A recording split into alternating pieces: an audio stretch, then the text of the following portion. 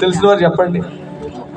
ఈ సృష్టికి ముందు ఈ భూమిని, ఆకాశాన్ని, వీటన్నిటిని సృష్టించక ముందు దేవుడు ఒక సృష్టిని చేశారు. దాంట్లో కొంతమంది ఉన్నారు. వారు ఎవరు? దేవదూతలు చేశారు కదండి. చేశారు కదా, చేయలేదా? జ్ఞాపకం వచ్చిందా? ఇంతకంటే ముందు మనల్ని సృష్టించిన దానికంటే ముందుగా దేవదూతలను దేవుడు సృష్టించారు. వాటిలో దేవుడి దగ్గర ఉండి ఆ దేవదూతలు చేసే పని ఏంటో చెప్పండి ఒకసారి. నిత్యము దేవాది దేవుడిని ఏం చేస్తూ ఉంటారు? పరిశుద్ధుడు పరిశుద్ధుడు పరిశుద్ధుడు అని చెప్పి ఆరాధన చేస్తారు. అక్కడ వాక్యం ఉండదు, అక్కడ డాన్సులు ఉండవు, ఏముండవు. అక్కడ కేవలం చేసేది దేవాతి దేవుణ్ణి మహిమపరుస్తారు. దేవుడు మనకిచ్చినటువంటి ఆయుసు తర్వాత మనం అందరం పరలోక రాజ్యానికి వెళ్ళాలని కోరుకుంటున్నాను. వెళ్తే అక్కడ మనం చేసే పని ఏంటి చెప్పండి? బంగారం మేడలు మిద్దులు కట్టే పని ఏముండదు అక్కడ. నిత్యము దేవాతి దేవుణ్ణి, ఆ మహోన్నతుని మనం ఆరాధన చేయడమే. బైబిల్ గ్రంథంలో ఓ మాట ఉంటుంది, ఈరోజు చదివాం. 88వ కీర్తనలో 10వ వచనంలో ఉంటుంది.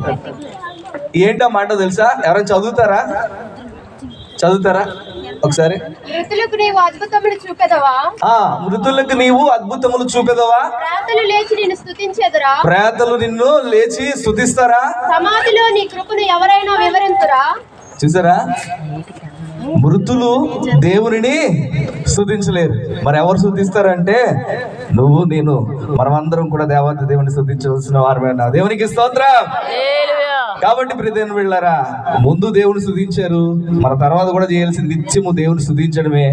మనం ఇప్పుడు ఆరాధనలోకి వెళ్తున్నాం, అటువైపు ఇటువైపు మనం ఎటువైపు చూడవసరం లేదు.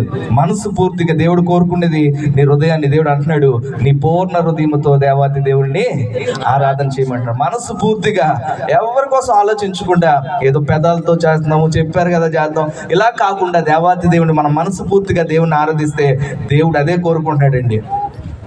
యేసు ప్రభు వారిని ఎవరైతే ఆయన నిజంగా దేవుడిగా మనము ఎవరైతే రిసీవ్ చేసుకుంటారో వారే దేవుణ్ణి స్తుతించగలుగుతారు.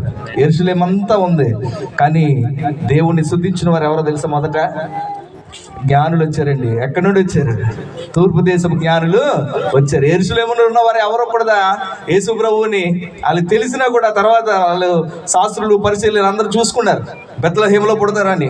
వాక్యాన్ని చూశారు కానీ వాక్యంలో ఉన్నటువంటి దేవుణ్ణి గమనించలేకపోయారు. కానీ తూర్పు దేశపు జ్ఞానులు దేవుణ్ణి వెతుక్కుంటూ వచ్చి ఆయన పాదాల దగ్గర బంగారు సాంబ్రాణి భోలాన్ని అర్పించి దేవాతి దేవుడిని మహింపరిచారు. అంత గొప్ప అవకాశం ఈరోజు దేవుడు మనకిచ్చాడు కనుక ఈ సమయం ఉండగానే దేవాతి దేవుడిని మనం అందరూ కూడా ఆరాధన చేద్దాం.